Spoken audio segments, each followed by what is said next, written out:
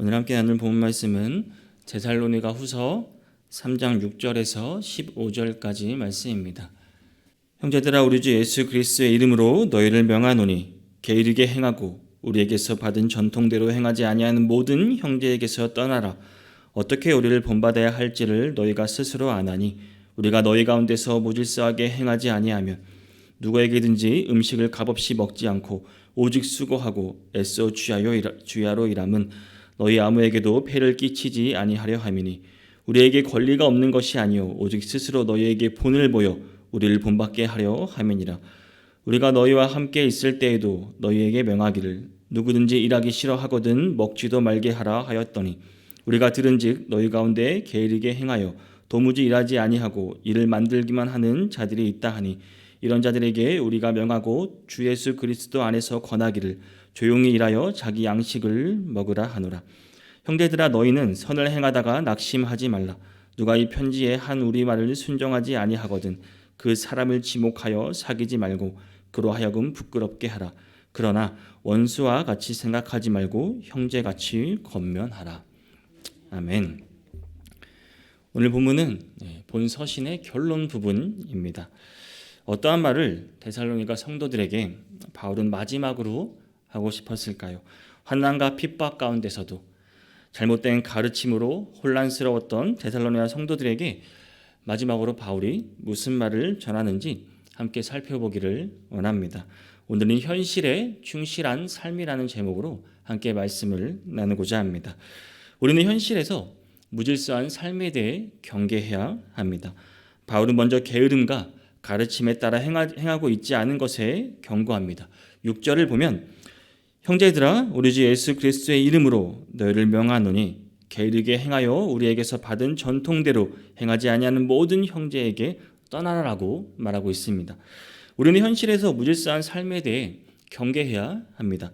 앞서 2장에서 이제 거짓 가르침에 빠져 무질서한 삶을 살아가는 무리에 대해서 나왔습니다. 이러한 무리가 과도하게 빠져 있어 잘못된 종말 사상으로 빠져서 자신의 삶을 포기하고 무기력하고 질서 없이 게으름에 빠져 있는 자들이 있었습니다. 바로 이러한 삶에 대해 경고하고 있는 것입니다. 바울은 이에 강력히 말합니다. 우리 주 예수 그리스도의 이름으로 명하노니라고 강력히 경고합니다. 그런데 데살로니가 교회의 심각한 위기, 그만큼 데살로니가 교회의 심각한 위기의식을 느꼈기 때문입니다.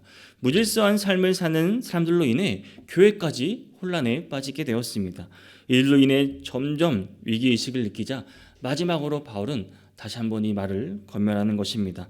일도 안 하면서 무질서하게 사는 자들과 자신이 전해준 그 전통, 주님의 가르침대로 교훈을 따르지 않는 모든 자들에게서 떠나도록 명하고 있습니다.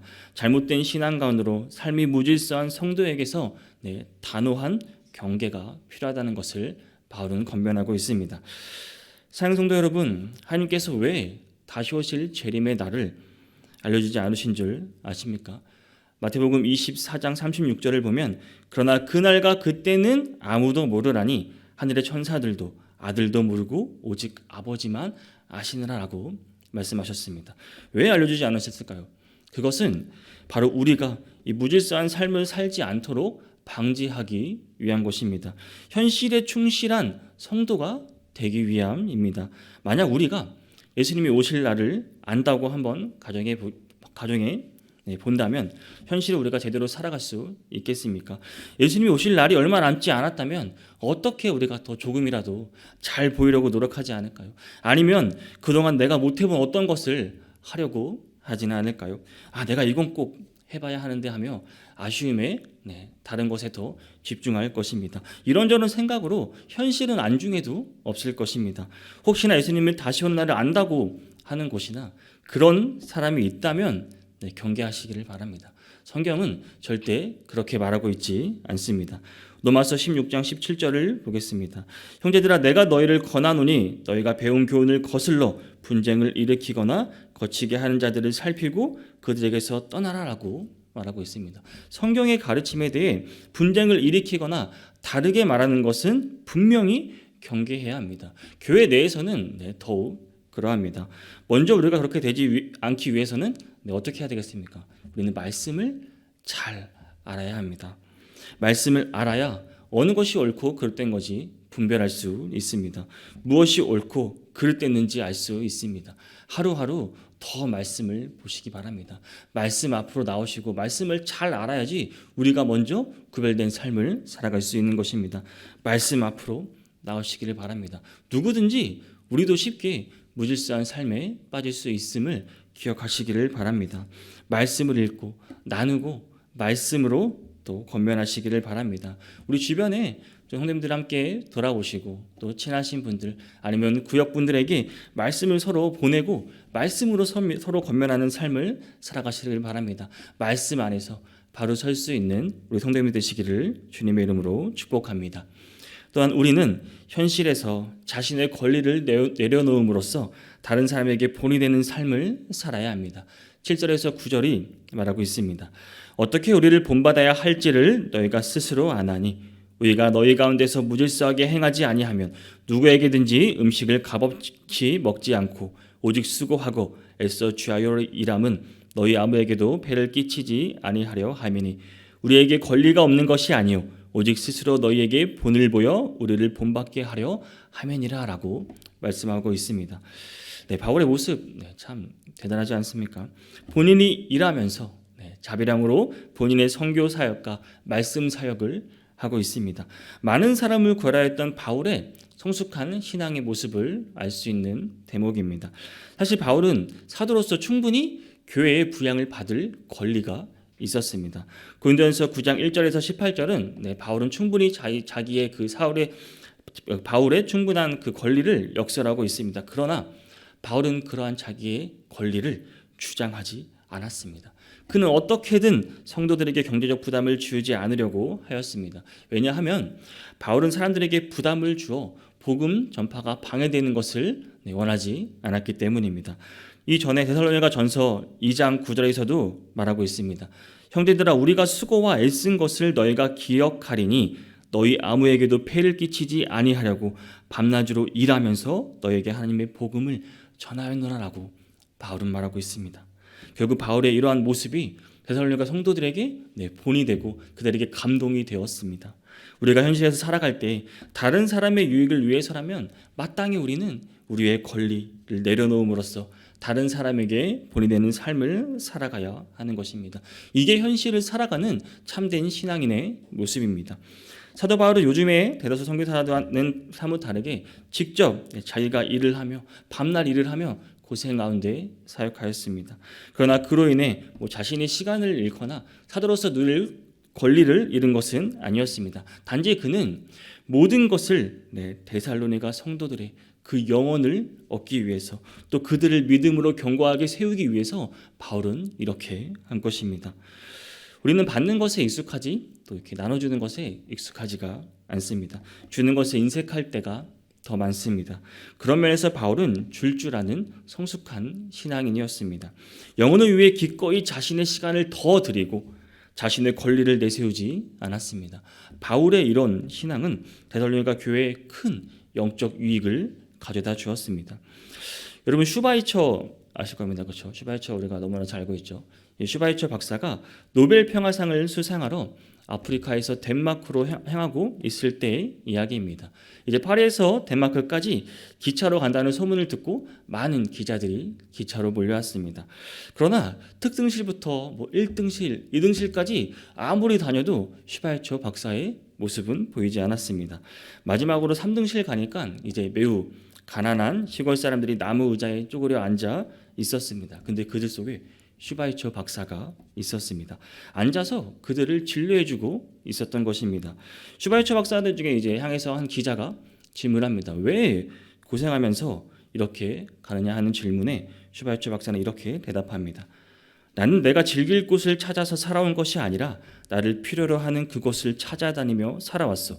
지금도 나는 그렇게 사는 것뿐이요라고 대답했습니다.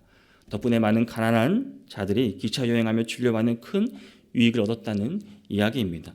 슈바이처 박사는 마땅히 자기가 누릴 수 있는 권리였습니다. 노벨 평화상을 받으러 가는 사람이었습니다.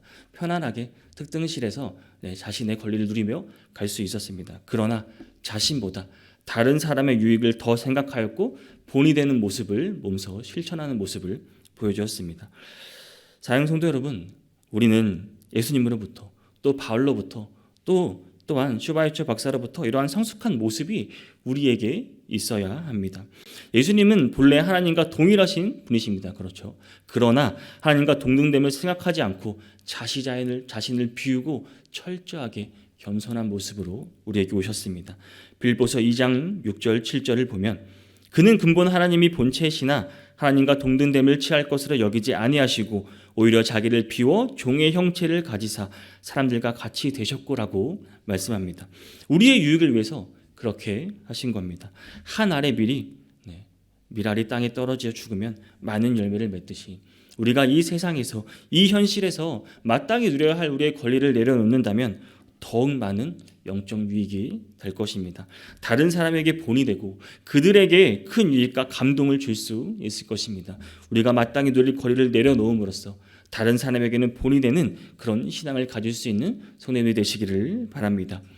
오늘 본문 10절에서 12절을 보면 우리가 현실에 충실한 삶을 살아야 함을 다시 한번 바울은 말하고 있습니다.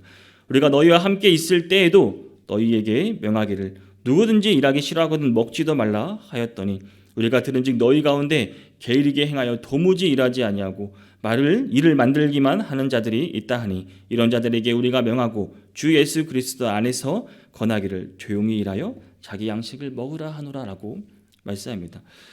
듣기만 해도 현실에서 아주 꼴보기 싫은 사람입니다. 일하기도 싫어하고 게으르고 일하는 것이 아니라 오히려 일을 만들기도 하는 사람들 너무 싫죠. 현실에서 너무 싫은 사람들입니다.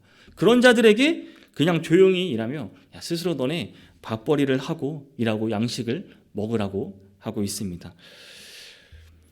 잘못된 가르침으로 인해 당시 잘못된 종말 사상을 가지고 흔히 그냥 무의도식하는 그냥 먹고 마시고 즐기고 이런 자들을 향한 엄중한 경고입니다. 주님의 재림을 준비한다 치고 아무 일도 하지 않고 있습니다. 오히려 다른 성도들이나 교회에 피해를 주는 사람들이 있었습니다. 우리나라에도 이와 같은 일이 있었습니다. 혹시 다미 선교회라고 혹시 들어보셨습니까? 1992년 10월 28일 예수 재림을 주장했습니다. 이러한 다미 선교회 때문에 일부 학생들은 등교를 거부하였고요. 임신부가 낙태 수술을 받는 일도 있었답니다. 사이비 교주가 성도들이 정리한 거액의 집값을 갖기도 하고 이런저런 사건 등으로 사회적 이슈가 되었던 일입니다. 이 모두가 그러나 거짓된 종말 신앙이 빚은 현실 도피적 사태였습니다. 아시다시피 다미 선교회의 주장이 거짓으로 드러난 뒤 역시 교회에도 사회에도 큰 후유증을 겪어야만 했습니다. 주님의 재림이나 종말에 대한 경각심은 상당히 사라지고 현실에 안주하거나 쾌락을 찾는 사람들이 늘었다고 합니다. 물론 교회 출석률도 많이 낮아졌다고 합니다. 바울이 이와 같은 사람들 똑같이 데살로니가 성도들에게 내린 처방은 10절에서와 같이 일하기 싫으면 먹지도 말라는 것입니다. 바울은 8절에서 어땠습니까? 스스로 본을 보였습니다.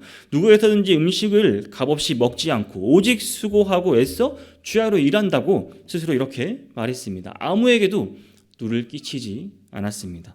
바울은 하나님 나라를 위해 일하고 재림을 다시 오실 그날을 사모하는 신앙을 가르치는 동시에 현실 생활에서도 전혀 소홀히 하지 않았습니다. 현실 생활이 중요하단 말입니다. 우리는 지금 이 현실을 살아가고 있습니다.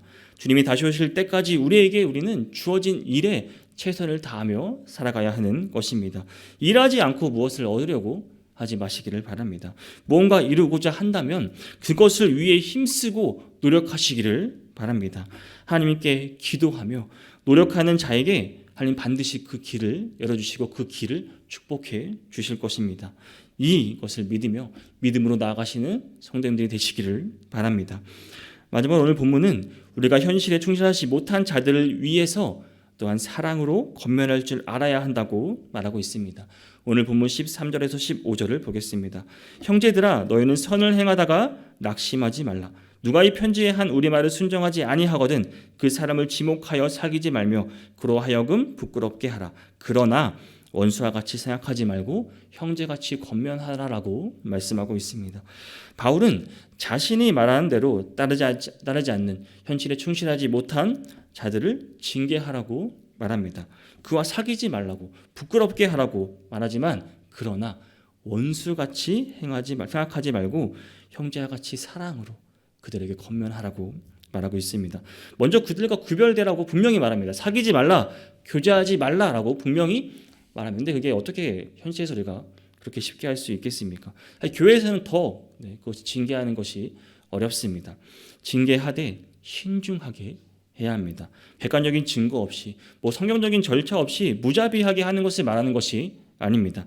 바울이 한 말을 보면 14절 하반절에 그러하여금 부끄럽게 하라라고 했습니다. 그리고 15절에서 원수와 같이 생각하지 말고 형제같이 권면하라라고 말했습니다. 단순히 현실에 충실하지 못한 자들을 그들을 소외시키고 그들을 고립시키려고 하는 그런 징계가 아닙니다. 그들의 부끄러움을 느끼고 회개의 기회를 얻게 하려고 하는 것입니다.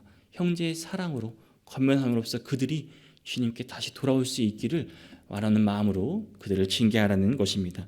디모데후서 2장 25절을 보면 거역하는 자를 온유함으로 훈계할지니 혹 하나님이 그들에게 회개함을 주사 진리를 알게 하실까 하며라고 말씀하고 있습니다.